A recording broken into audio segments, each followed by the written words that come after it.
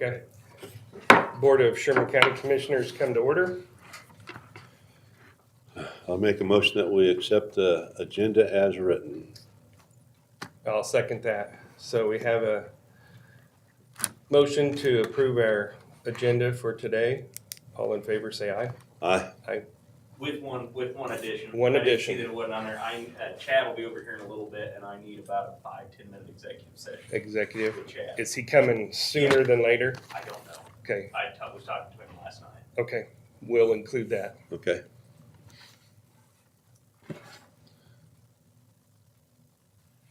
So I'll make a motion to approve the minutes from 12/31. I'll second that motion. So we have a motion to approve the minutes from the last meeting. All in favor, say aye. Aye. Aye. Opposed, same sign. I'll make a motion to pay the bills with a total of $534,210.34. I'll second that motion. So we have a motion to pay the bills. All in favor, say aye. Aye. Aye. Opposed, same sign. Motion carried.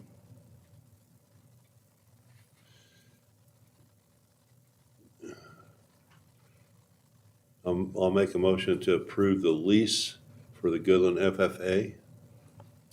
I'll second that motion. We have a motion to approve a lease with the Goodland FFA. I think that's in May, isn't it? Yes. Two of them. Two of Two them. of them, yeah. One's in March, I think. March. End of March and the 1st of April, isn't it?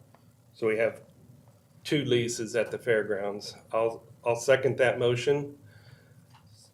All in favor, say aye. Aye. Aye. Same sign if opposed. Motion carried.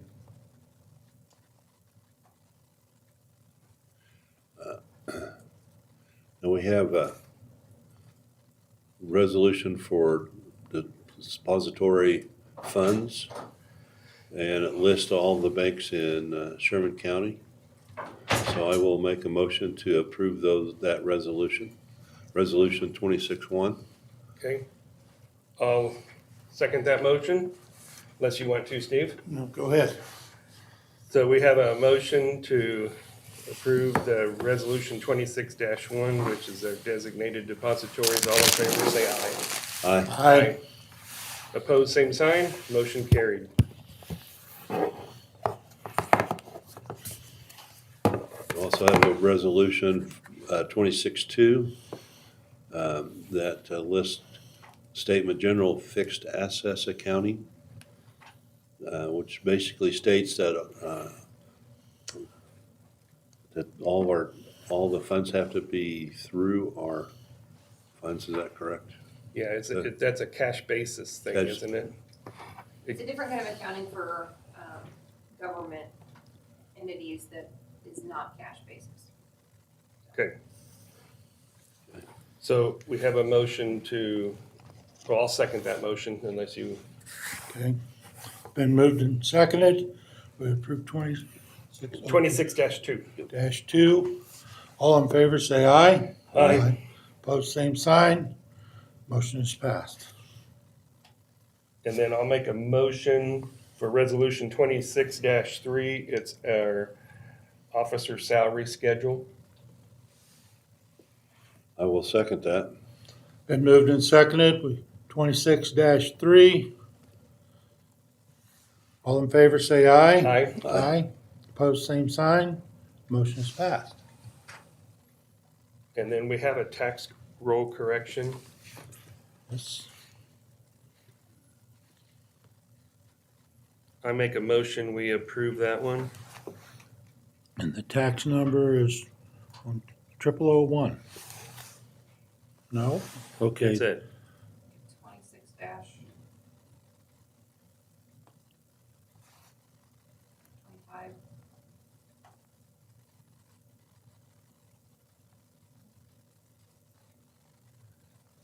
It's AAEL. Oh, it is one, sorry. We rolled into 26. Yeah. Correct. Want us to wait? No, come on in. Come on in. Thought I was going crazy, so. Nope. Did you second that one, Harvey? I'll second. Been moved and seconded. We approve correction of the tax rolls. All in favor, say aye. Aye. Aye. Opposed, sign. Motion's passed.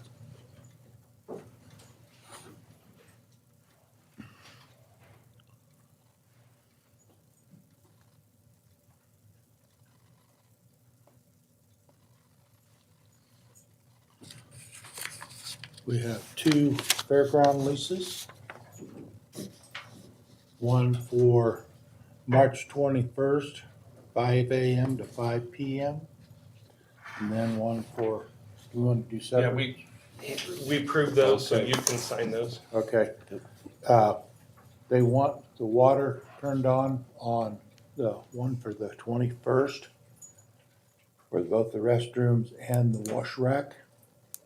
So we need to see if we can get William and get some help for him to put that meter in for the wash racks.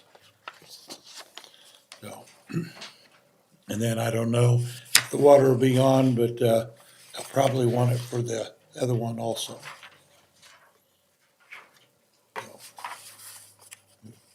'cause they'll bring in quite a few kids, so we'll need the restrooms working and stuff. Okay.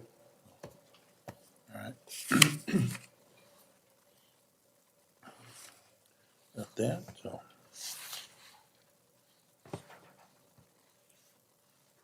Concerning chairman for 2026, would you like to continue doing it, Steve? If you wanna put up with me. Or would you like it, Harvey? No, we'll leave Steve right where he's at. Well, we appreciate your leadership. So I'll make a motion, we continue Steve as our chairman for 2026. And I'll second that. Been moved and seconded. I remain chairman. All in favor say aye. Aye. Aye. Aye. Opposed, same sign. Motion is passed. That get most of the business? Yes.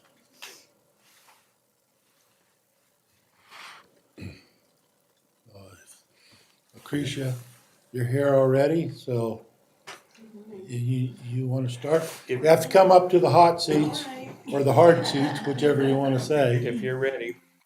Dr. Days is gonna join us as well, so he's on his way. He was just finishing up a couple of things.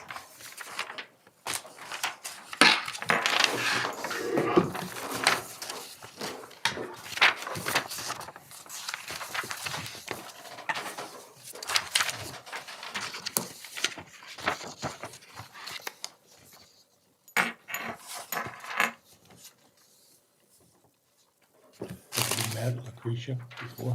Yeah. Okay. Been at a few meetings up there with her too, Yes, so. good to see y'all. Would you like us to start? Okay. Well, we're here today for our annual presentation of our hospital budget that our hospital board approved in December? October. So Heather's just gonna run through a couple of highlights, and then I just wanna share with y'all some context around the state of rural and community and critical access hospitals in Kansas. Good morning. Good Good morning. morning. The board, like Lucretia said, we had the budget done a little bit earlier than normal this year. The board approved it on October 28th. And so what we did, we met with each of the managers like we normally do and got all of their needs and requests for the fiscal year. We also reviewed, you can see the unaudited numbers at that time. The staff is still working through the end of the 2025 year, closing all the books, and then we'll have our financial audit. And then we'll also file the Medicare cost report. But you can see the unaudited financials for 2025 at that time in blue. And then the middle column is what we had budgeted for 2025. So you can see the overall net income, we came in above what we had budgeted for, just due to the increase in revenue. Our expenses were a little bit high, but not not extremely high. So we used that information, and then, like I said, we met with all the managers and staff. And so for the budget 2026, you can see the total income before expenses is about 31.1 million. And total expenses, 30,100,000. So then after the other operating income coming in at a total net income of 2.1 million. So the services, the revenue has increased, and so that's really good, and we expect that to continue. And the staff is always very diligent about watching their expenses. And so that is our budget for 2026. Are there any questions? what is your working cap, dollars, days to dollars? How many dollars do you how many days can you operate? Days cash on hand, currently we're at 233 days. Because I remember I think when it was Lucretia's- 30 days. Yeah. Yeah. And nationwide average for days cash on hand is, our statewide average, I should say, is 73. So we're well over 3 times that. Hey, Dr. Days. I should have properly introduced Heather. Heather Prideaux is our Chief Financial Officer, and does an outstanding job for. Still Brett's chair. Does an outstanding job for our, both of our hospitals. And really Maybe. grateful to welcome Dr. Days here, our Chief Medical Officer, Always been joining Hi. us. Thank you.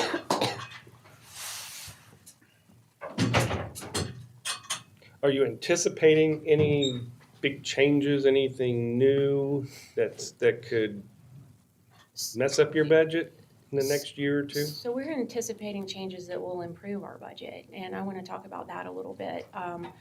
We have a thorough strategic plan that we created in the month of June of 2025. So we invited all of our department members, so anybody, you didn't have to be a leader, you could be in any role in the hospital to participate in our strategic planning discussions. We, I think, had a series of 13 meetings here at Goodland to get input from our employees to develop this strategic plan. We'll be working on a community-facing document for our strategic plan that we'll be able to share with y'all. It'll highlight some of our strategic initiatives. So we feel like there are some things in there that are going to continue to drive revenue. I mean, you can see, we're projecting, north of $2 million in net income, the very bottom line for this fiscal year, which, as y'all know, is also calendar year for us, and that represents a significant increase headed in the right direction over 2025. And the way that we do that is by development and growing service lines. I want to leave y'all with, this is a report that we prepared for our board that summarizes some of our accomplishments in 2025. One of our big headlines for the last year was our development of the oncology program. So medical oncology, this is with Dr. Robert Rodriguez on board. We have a physician presence every Tuesday at the hospital, so it's either Dr. Rodriguez or a physician assistant who works with him named Amanda Volchko. So what that means is patients don't have to drive to see an oncologist. And we've always provided chemotherapy, so we'll continue that. And it's we've seen a big increase in our infusion services and our chemotherapy services. That represents a lot of the gains that Heather has presented. So this is a summary of some of our service line developments, but also some of the things that we've been able to do from a community engagement standpoint. So we're really proud of our 2025. We're excited about 2026 based on our strategic plan. I want to get in a little bit, just want to give you some context around the state of healthcare in the state of Kansas and the country, but let me see if Dr. Days has anything to add. I really don't. I'm excited about 2026 as well. New service lines, and then established providers have developed additional interests to sort of hone in and provide a new service line or a new concept of care even. So we see some growth there. Dr. Days, is that in lieu of more staff, more doctors? I mean, are we always out recruiting more doctors, new staff? That's going to be part of the strategic plan as well. Is Okay. As we add service lines, then increasing availability for providers, for patients to see providers as well. Thank you. And we're grateful also for Dr. Days' leadership of our medical staff. I want to show you this map. Kansas is the darkest blue because Kansas is ranking number 1 in the country for at-risk hospitals. So this report just came out. There's a story, it's Googleable. There's a story out there about the state of rural hospitals across America, and that's a pretty dubious ranking to be number 1 in the state. What that means is that we have 30 hospitals, 30 of 124 hospitals in the state. So there's 124 hospitals, community hospitals in Kansas. 82 of those are critical access hospitals like ours here. Of all those hospitals, 30 are at risk of immediate closure. 68 hospitals are at risk in general, okay?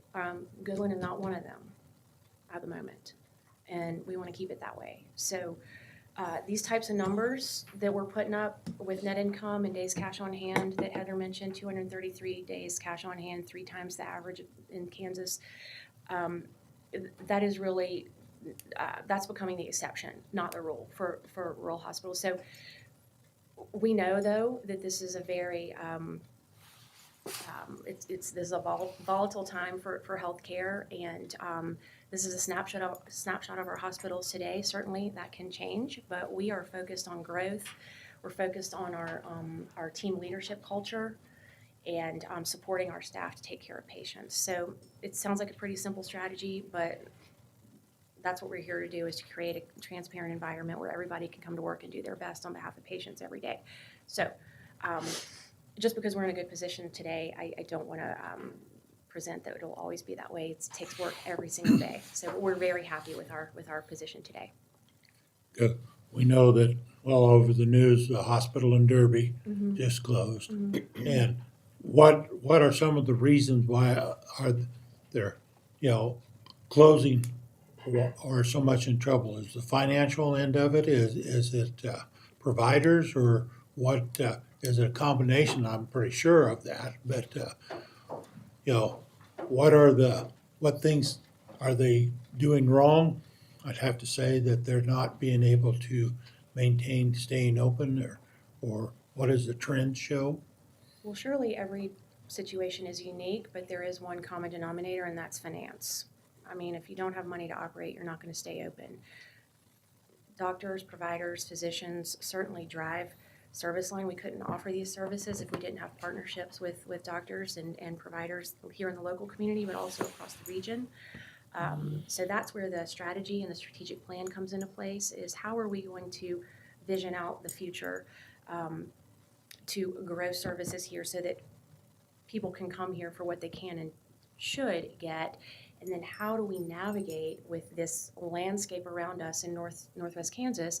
If somebody does have to go somewhere else for something, how do we make sure we get them back? How do we have a genuine, authentic, codified relationship with other hospitals so that they know that these are our patients, and we're going to get them back? And we're going to do that through a collaborative effort, and vice versa. We don't want to take patients from their home community unless they need to come here for services. For example, on a specialty day, if you round in one of the lobbies over there, you're going to talk to patients who drove in from St. Francis or somewhere else to get a service here that they couldn't get at their home community. So we want to welcome them, give them a great experience, and then they can go back to their home community.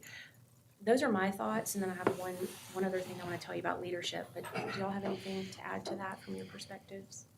Go It's a ahead. pretty good article that Lucretia's referencing. She was interviewed by the writer of the article. We can certainly email that link to you guys. But it does talk about reimbursement in Kansas and the structure of third-party payers, and that a lot of the contracts that we have don't pay our costs. It doesn't cover our costs, and even our Medicare population, it's cost-based, but we don't get the full cost. It's a minus 2% still, if I'm correct. Yeah. I know from being on the board and stuff, what is your average, how do I want to put it, return on the, because patient comes in, sees you, sometimes they're billed through Medicare, and by the time Medicare approves it and everything, what are you, 60, 90 days from the time you saw that patient before you're actually seeing money coming in? Is that pretty close estimate of Yeah, RAR. our AR days. 54 days. I think it's 54 days. okay, that's what I thought. So, Yeah. you're looking at a budget and they go, well, why do you need all this money? Well, that's the exact reason is that you've got to have, if that hospital is only got 54 days worth of cash to operate on, then you're just skimming it by your teeth. So if you have 3 times that, you're able to pay the bills, which in turn allows you to keep the operation going so you can get that patient back a second or third time because, knowing that, if you go to the specialty clinic and say, you're gonna get a knee replaced or something, well, the doctor's gonna go, you're gonna go to where that doctor does that surgery, but you're hopefully get them back and do rehab here or anything like that, but still, I know in my own family, we don't pay the bill until we know what Medicare is approved. Right. And if you're waiting 54 days to do that, well then, you're up to another few days to get the check in the mail. It's gonna take some time for you to return that money, get that money back in your system. Healthcare economics are very complex. I'm imagining very similar to agriculture in some ways. And that's why we rely on our partnerships with the county and with others. It's very hard to be a standalone hospital. I would imagine that's why some of these hospitals are having to close their doors. So we want to make sure that we're building partnerships and having folks support us. Heather mentioned 54 days roughly accounts receivable, but that represents a decrease. You want your days to be as low as possible. I think we're heading for a goal of like 41 or 42 or something like that. But that takes daily diligence on the part of the rev cycle team, the revenue cycle team, making sure that we're doing everything we can. These numbers don't just happen. It requires focus and attention and daily diligence. We've instituted this year at Goodland a daily stats tracker. So every department manager, every leader, every day puts in how many CTs did we do? How many MRIs? How many PT patients did we have? And that gives us some directional data to make decisions when we want to bring in a new service line, because it's an investment to create a new service line and build an agreement with the provider. And so daily diligence is what I would say about that. One of the final things I want to mention is some of y'all met with the coaching team that we brought in. Let's Lead. They are going to be back on site for the next 2 weeks starting today. They helped us develop as a leadership team what we're calling our big audacious goal, which is to be the medical home for the region. So when I talked about patient navigation earlier, that's what I'm talking about. It's okay if patients need to go somewhere else. If they need to have a baby in Colby or they need to have a baby in St. Francis, we want to make sure we've got an OB pathway created where we do all the prenatal, all the postnatal, and that family knows that this is their home.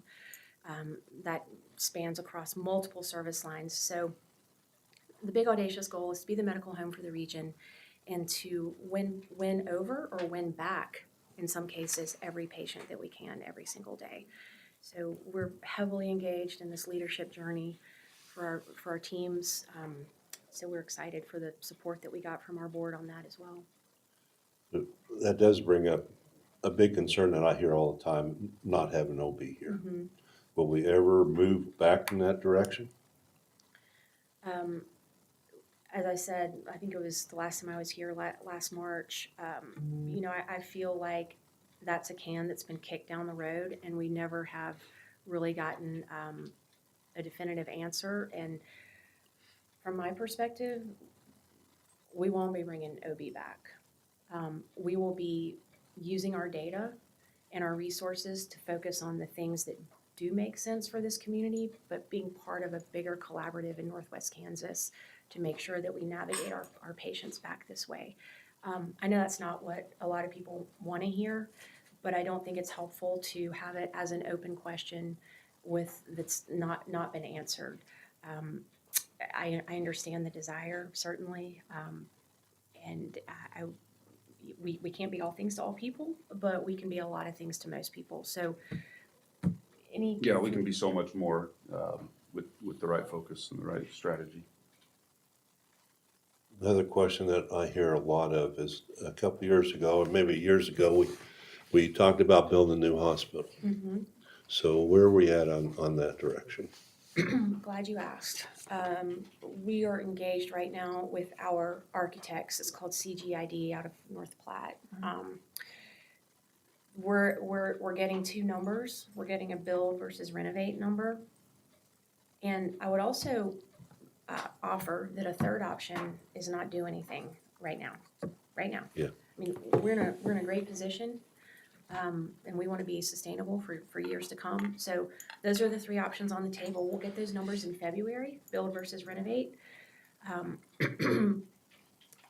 We've had the conversation with our board. They've asked us to put together a community advisory committee just to provide input from the community. So making decisions from a place of reality. So reality is there is a brand new hospital 35 miles to our east. Are funders going to duplicate that here? I don't know. It's a valid question. What is it that we need based on our strategy? So that's why we want to do our strategic plan first before we decide, made any building decisions. Again, this is a very fluid environment. There's a lot of volatility in healthcare. We want to preserve our cash and we want to keep building service lines so that we still have the hospital here. But we also want to make it a nice, up-to-date place that people want to come. We understand all of the realities of a new facility and also all the challenges. So we want to have a balanced approach, and it won't be a unilateral decision. It's not going to be one person making that decision. It's going to be based on a lot of different input. So that's going to be the approach. So that is kicking off, Harvey, that's kicking off now. And at our February board meeting, we'll likely have those numbers. The other question I just have, do we have anybody going off the board this year that you're aware of? Well, if they've been It seems like I always get blindsided by that, Okay. you know, and I, How is Do that you know usually where the announced? terms are at? Yeah, hang on.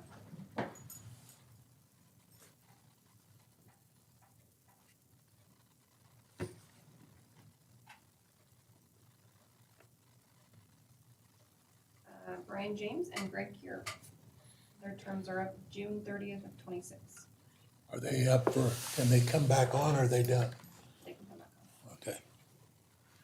We'll put Mr. James into the hot seat here in a little bit and find out. Yeah, I saw his name on the agenda, Yeah. so. That's an easy, done and done there, right? Good.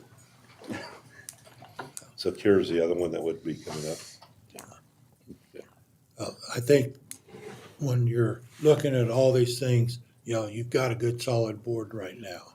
And continuity is such an important part of it that, you know, any board you get on that's got a sizable capital and stuff like that, there's a very high learning curve that you gotta figure out what, you know, just to be up and going, let alone understanding the strategics of it, you know.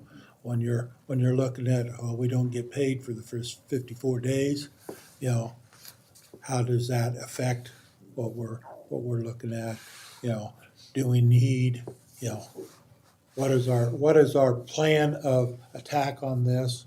And then, of course, just like me this morning in my business, you know, when the cows get out, you have those emergencies that hit you right away, and now you've got to, you know, regroup, and is this gonna cost money, or is this gonna cost time of how we do stuff? So I appreciate the, you know, our best laid plans going heck in a handbasket real quick if you know, something else comes in. So we, you know, it's diligence to stay on that and keep apprised of what's going on and how we can handle those.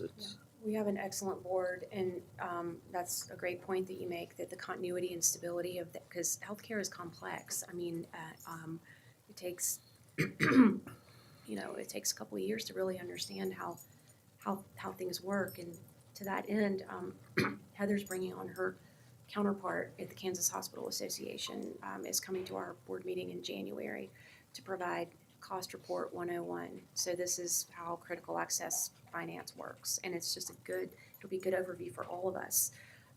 So we want to make sure that our board has all the tools that they need to help us make the right decisions. You mentioned rehab, Harvey. I wanted to let you know that is,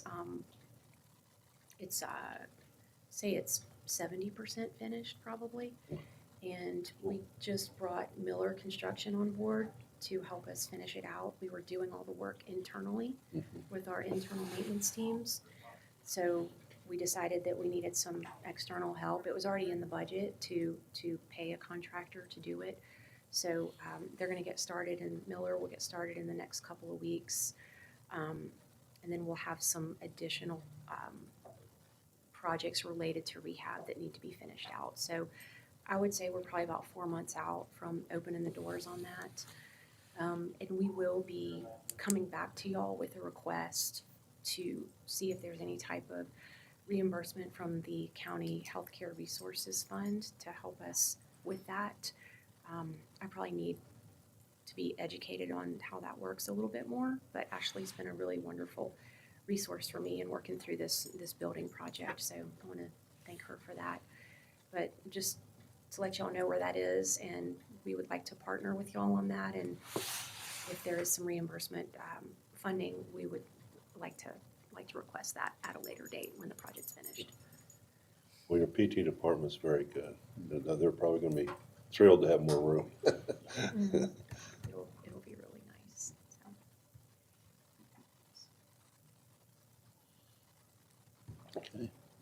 Well, I appreciate the job you guys are doing, and, you know, I do remember when it was like 31 days worth of cash, and that's a scary thought when you know, the schools, hospitals are things, if we don't have them in your community, it's a real challenge to, you know, keep them going and make a headways to where we've got, you know, doctors and staff.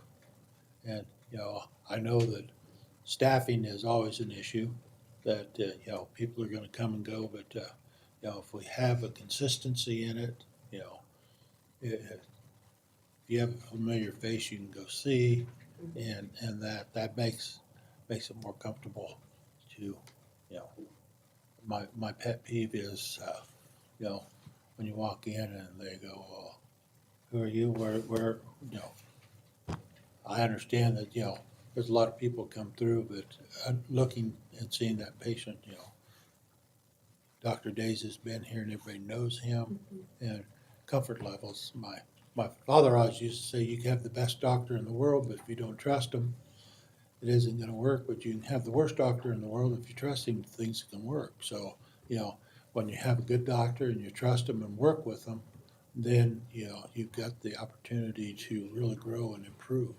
And nothing works better, you know, if you have somebody go in and say, well, Dr. Days, I saw him and boy, he really helped me. Well, how much advertisement did you pay for right there? Yeah, and I heard Dr. Days say on the radio the other night when we were talking about hospitals at risk, you know, these things don't happen overnight. Right. It's a slow drain. And what we can pledge to you, like, you know, we see our strategic plan, we get excited about it, but it's not a crystal ball. But what we can pledge to you is daily diligence on some of these metrics that we have. And then also just the culture that we're building. What does it feel like to come in the hospital? Right. How do we know each other's names? How do we genuinely, authentically support each other in the work that we're doing? And there should be no fear in doing that. No one should be fearful of doing their job or providing a safe place to come. And when we mess up, we're gonna say it, we're gonna own it.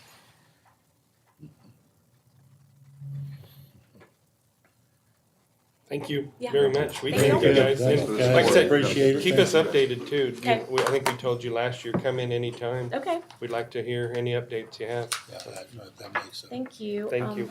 I'm gonna leave this map with y'all, the blue one, and then we can send you that article that ran last week. And then here's our summary of our Okay. Okay, 2025. thank you very much. Thank y'all, Yeah. thanks so much. Yep.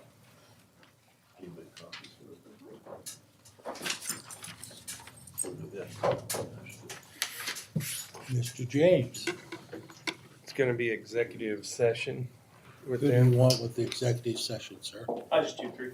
Just there's three, okay? So I make a motion to go to executive session with Brian and Chris, 3 commissioners, for how long do you need? 10 minutes. 10 minutes, non-elected personnel. A second. All in favor, say aye. Aye. Aye, both same sign. Reconvene at 8:45.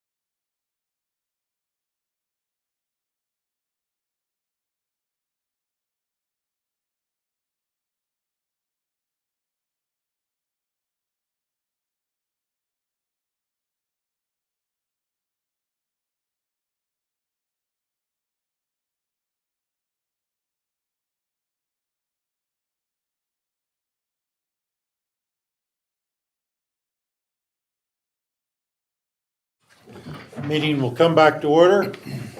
What else do you have for us, gentlemen? Okay, so last year, 2025, Northwest Kansas Ambulance Service ran 995 calls. We're just shy of 1,000. We average about 1,000 calls a year. EMS does here. And Chris, he took down the transfers that were brought in since our service does perform quite a few transfers in a year. So this just kind of breaks down the transfers that we did for all of 2025. On that first sheet, you'll see those are the transfers that we accepted.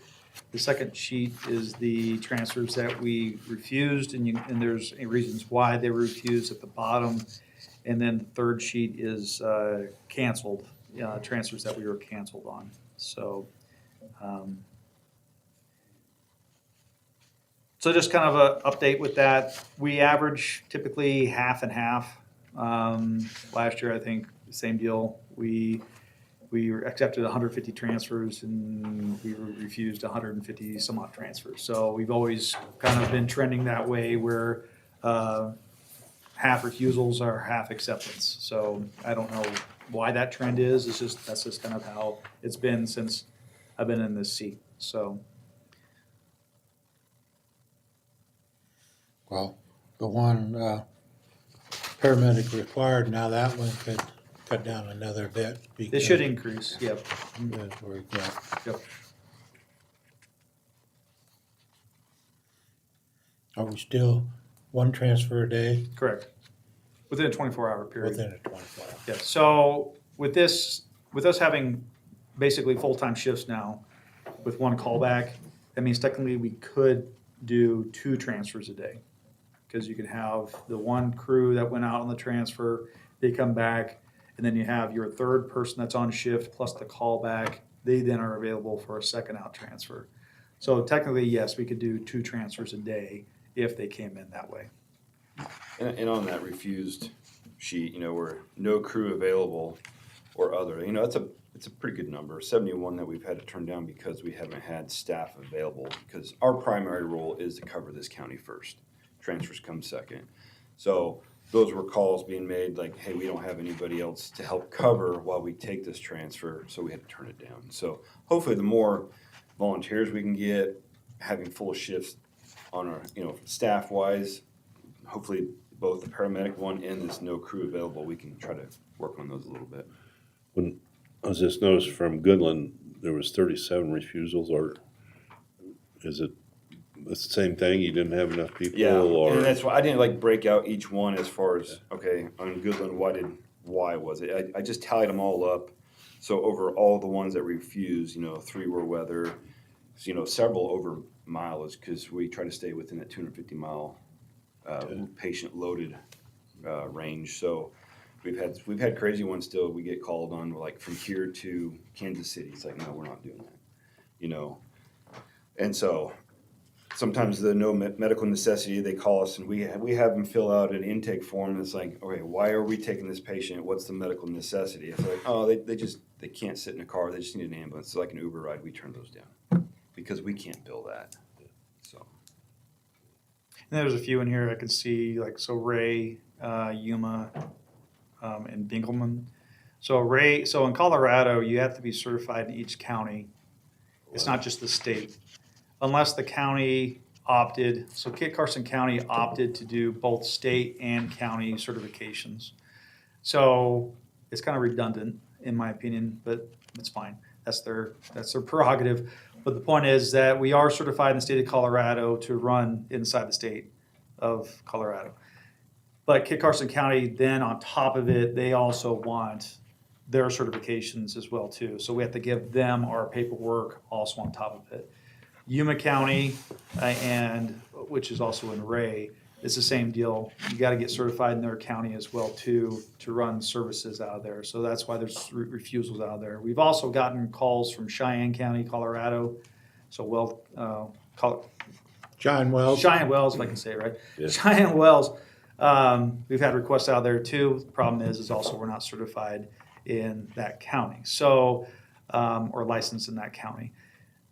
It's kind of frustrating in Colorado, again, is you could chase your tail trying to get licensed in every single county in the state of Colorado. And then same thing in Binkelman. It was Binkelman to, I can't remember where it was at. Kearney. We're not licensed in the state of Nebraska. So legally, we wouldn't have been able to take that transfer from Binkelman to Kearney. So, and I don't know what the process is to get licensed in the state of Nebraska. We don't do enough transfers requests From there. in That Nebraska was to go. one call for the whole year. So if we had 20 calls that they're calling for needing help, it might be a different story. Maybe us looking into pursuing a Nebraska license, but Yeah. Sure. So, anyways, Just out of curiosity, if you refuse them, what do they do? they typically then go out and see if there's any flights available, and then their own backdoor department see if they're available, or if there's another ground transfer crew from wherever, I don't know where, so that can come in and facilitate that transfer. So Isn't there a ground transfer crew truck out of McCook, or there was at one time, but I've never dealt with them. I knew that there is a ground transport service out of McCook. I just don't know. I've never messed with them, so I don't know what their built or possibilities are and all that stuff. So, Are we the biggest transfer service around here? Burlington, they do a lot of their own transfers. They're always going. Mm-hmm. Every time you see them on the interstate, they're always running hot to Denver. So even when my mom was the director there in Burlington for 20 years, they were always taking transfers to Denver every other day. Pretty good sized crew there. Yes and no. I mean, they're kind of hurting over there for staffing in Burlington too. I'm sure with the new director, because they're getting a new director, maybe that'll get built back up over there. But for us, yes, I'd say Northwest Kansas Ambulance Service, we are basically out of, the other services around us, I would say we're the most reached out to service, I would assume so. So, and we're the most reached out service that typically says yes. Yeah. I'm not saying we need to be. I still like what Chris said is, our local county community comes first. And Yeah, when I was reached out 4 years ago, this is my 4th year as the EMS chief, when Larry Enfield and I believe it was you, Mr. Everett. and Rod. No, it was Rod. Rod. Sorry, it was Rod. Those two individuals came approach me. They understood that the ambulance service at that time, they had their priorities mixed up. It was transfers first, 911 second, and it bit the service in the butt a couple of times because they had more transfers going out. They didn't have enough ambulances to take care Cover of local, right? local, and a couple of calls, the patients had to wait forever, and they just said, "The crap on it. I'm just going to go drive myself to the hospital," and that's what they did. So, so when I became EMS chief, I explained to those two individuals at that time, I said, we need to fix our priorities and we need to focus on 911s first and transfers second. I understand transfers helps offset the budget, Right. but we can't, do things that will hurt our community just because we're trying to make a buck. So, or save a buck. they were running the crews pretty hard. And they did that too. Yeah, they burnt out a lot of good paramedics that left. It really hurt the department. Granted, that last year that Mike Johnson was here, that was the most profitable year, but that was also the year that they ran the crews ragged and they lost quite a few crews right after that, or crew members, I should say. So because of that. Well, we appreciate what you guys do. Yeah. And ambulance wise, you're in good shape. Yep. And are you looking, or is there going to be another ambulance trade or purchase next year? Obviously, we'll have to see, talk to Ashley and see what kind of money we can roll over. My goal has always been is if we can try to put aside $150,000 a year, if that's even possible for capital, Right. for buying a new ambulance. Our next one would be Med 2. That's our oldest. Next one up, and it's pushing 100,000 miles. It's one of our transfer buses. I would like to go to an E series, E350 or E450, and get away from these transits. They just aren't. They aren't built. They're not built like it is. And then if we have a mass casualty incident like we had on the interstate, those transfer buses really you can only put one patient in the back, so they really do us no Yeah, you good just don't besides have the just a room. transfer Right. deal. So if we have like an E series, it's small enough to do transfers, but it also is big enough to do 911 services plus MCI deals. Plus, Okay. if we're taking a critical patient, like intubated or a very large patient, we're taking one of the bigger four-wheel drive buses on a transfer anyway. Right. So if we would go with an E-Series, we have a bigger box, more room to work in, more capabilities. Right. Just to handle all the equipment for some of the transfers that we need. So that's the direction we want to go. But that probably won't happen. Granted, they said that if we ordered Osage, they said if we ordered the ambulance today, we wouldn't see it till 2029. So that just shows how far out they are Wow. with Osage. Now, Yeah. I don't know what it is with other agencies like Braun or ARB or like that, but definitely Osage, that's the agency we've always been going with here lately. They said that 2029 would be the earliest they can get us an ambulance. So So we need, long-range plan needs to be set out there too anyway. And maybe that's what you're gonna have to do, like you did the fire truck, purchase it, funding all came together in between, so it was easily to purchase it that way. Right. Okay. I think in March, I think that's when Ashley knows with the auditors and Yeah. where money sits and everything else. We can take a look at that and see where we're at. If we Okay. gotta wait till 2027 to make an order, then so be it. But it's so that we can actually get that ambulance in time for mid-2, wheels start popping off. Right, yeah, because you So- hate to get in that situation where they're worn out and it doesn't do you any good. Right. So, okay. So, and then real quick, KBEMS will be here on Wednesday. They're gonna do their on-site inspection, so at 1:00. So just a FYI. Okay. So hopefully it turns into a good inspection. So, other than that, do you have anything? No. All right, thank you, gentlemen. Thank you both very much. Thank Very you. much.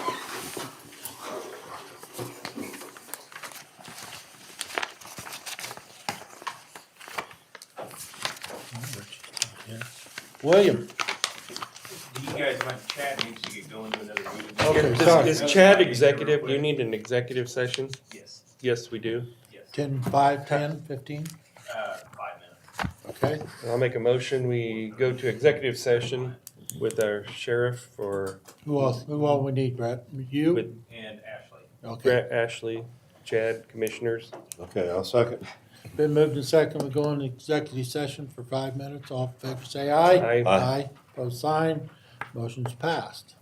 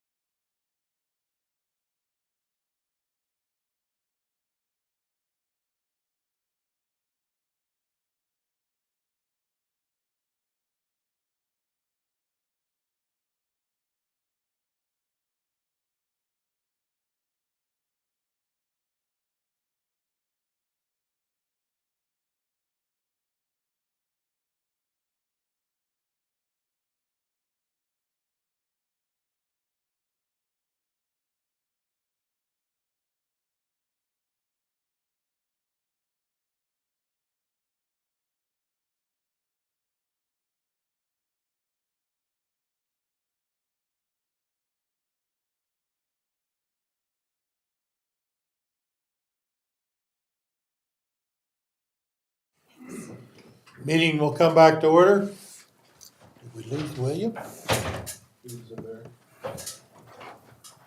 There he is. Come on up, William.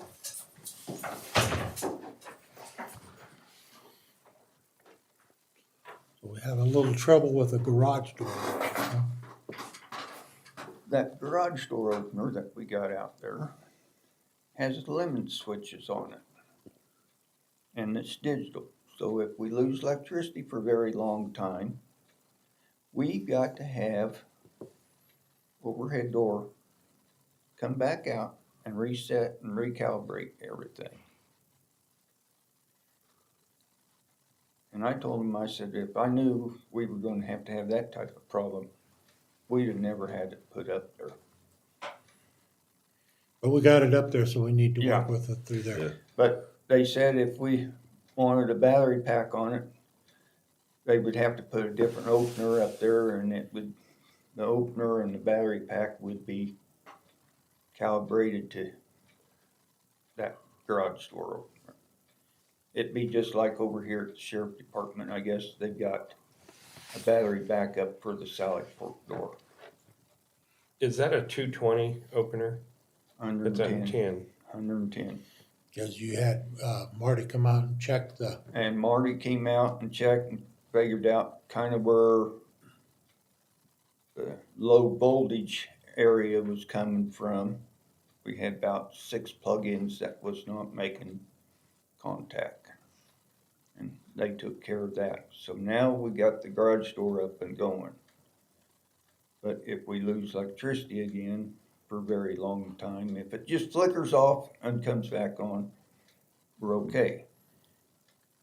But like when we had that strong wind and everything, we were without electricity, what was it, for an hour? About an hour. Hour and a half or so. So then the door doesn't work when you turn it back on. Right. When the electricity comes back on, the door may not work. Do they charge us? They didn't charge us this time. It has a warranty on it. A 2-year warranty or whatever it is. And you said this one, we cannot put a battery pack right on this Well, one? according to what they're saying, we can't. How does it connect to power? Is it hardwired or does it got a plug? Plug. Cause see, that's what I was I- wondering. I- But is a battery pack system big enough to handle the We can wattage? order one. See, that's what I was still See, thinking. I had talked to Eric about that. I may have to get with him and Yeah. have him. cause the battery pack is more or less to keep the, Keep the memory. the digital thing Well, functioning. but if it's a plug-in, it's gonna run the motor and everything through a battery pack first. But at least your battery's gonna keep voltage on it while Enough power's voltage out. To keep the memory. That's something you can do. And one thing about it, I was smart enough to have him put the chain opener on. Yeah, So we can still open it if we had to in a hurry. I'd say, Eric, do you mind taking a look at it and seeing what your thought was? I guess, Okay. what is your guys' expectation? Is it to simply keep the door alive or is it to run the door if the power's out? I think keep the door alive would Keep, be, just keep it so it's not Keep, gonna be keep losing the its memory. internal system alive. $100 to $200 would easily do that. I would say if you could help fix it, I would like to stay that way. How high is it off the ground? Mm, 10, it's 12 or 14. 10 or, no, it's a 12-foot door, isn't it? yeah, it's 12-foot So door. it's up there. Where's the plug Is in? it mounted to like some rafters so there's something to mount to next to it? Well, there's the Cross, what is cross it? member beam is up there. 1x6s or 1x12s Yeah, going along the wall for the metal to screw to, and that's where that's screwed at. That's where the plug is? Plug-in's right there beside the by side, yeah. opener. Or if you'd like to look at it first before anything's decided. I mean, if you guys want to approve, I don't know, $200, I'm sure we can find something. Because if it's simply to keep it alive, you don't need to. Do we even need to approve that? That can just be run through Williams' budget, so. Yeah. So I would just like you to look at it and see if it's something that we can do. If we need to go bigger with something later, then bring it back to us. Are you guys good with that? I'm good with that. Yeah. Okay. And then you were gonna update us on the insurance. Did you hear Have you anything? heard anything on? Nope. Okay, well, during that On the roof. windstorm, we had the roof that came off the loft part of the beef barn. My feelings about this, I don't know. I don't know if they got up there and done that part of the roof or not when they, when we had them go out there and check all the screws and everything, because I never did see them up there on that part. Because I wasn't out there all the time when they were there. But I feel like they probably didn't. If they did, they used the same size of screws that was already screwed down with the stuff. And they should have used the next size screw bigger. So everything would have, I don't. Guess you did lose some one bys underneath. Yeah. Mhm. There'll have to be some repairs done on wood before a new roof gets put down. Right. Well, the rest of that tin that the county shop guys and we flipped back up and over and screwed them back down just to Keep it covered. keep it covered and keep it from flopping around. We'll have to all come off too, because it's all bent and Bent up, tore up and, But the insurance has looked at it. yeah, the insurance adjuster was here last Tuesday and Do we get bids and move forward, or we don't know We yet? gotta wait and see what the insurance says, and, cause you also had the adjuster look at the county. health. It'll Had need a some. new shingled roof. Well, he got up there, I showed him, he seen where the wind had took some of it up.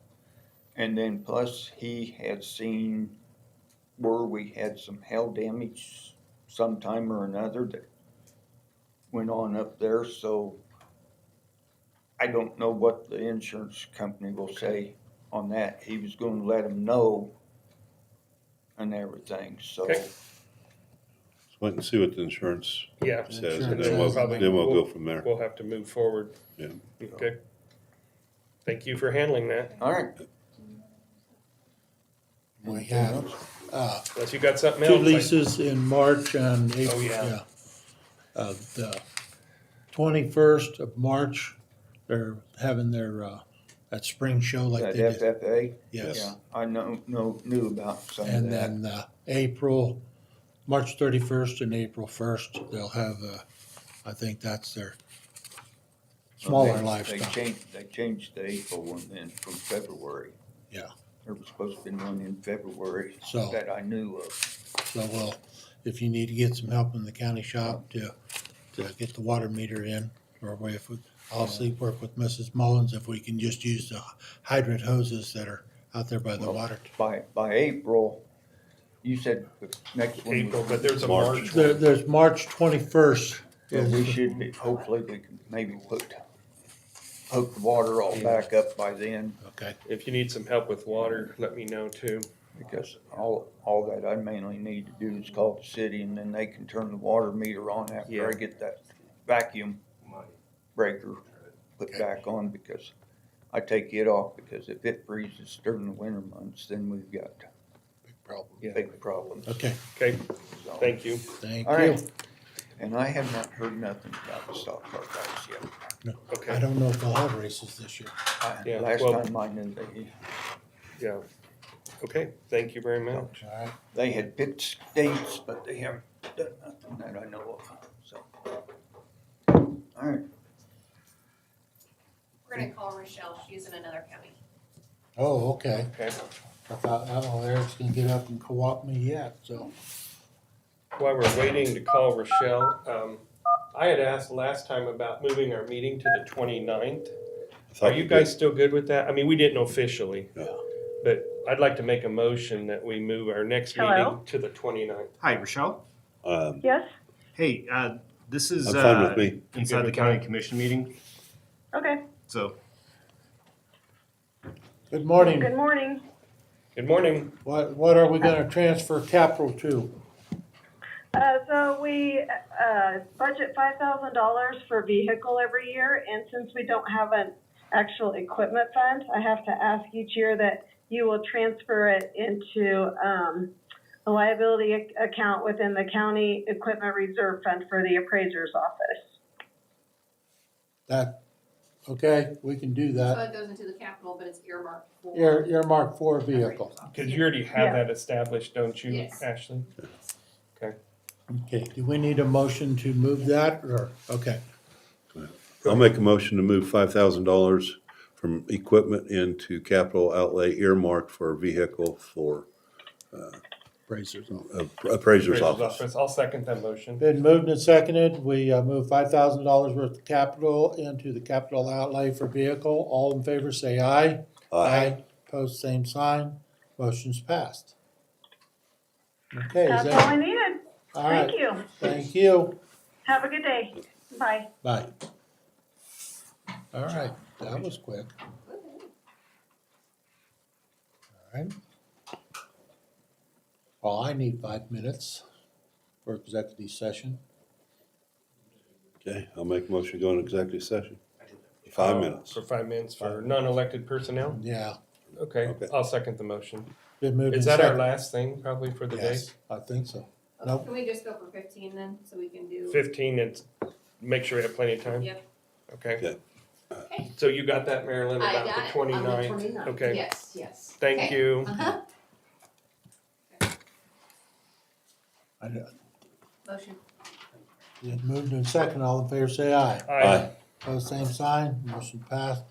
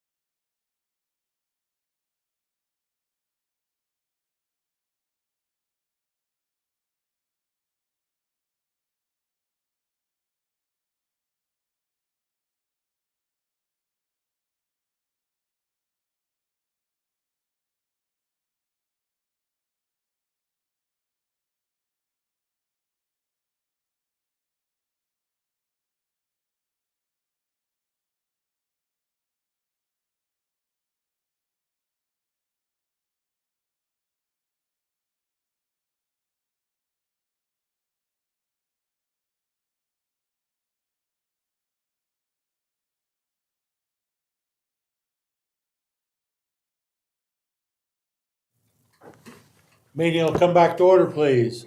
Anything else needs to be brought before the commission? I don't have anything, so I'll make a motion, we adjourn our meeting today.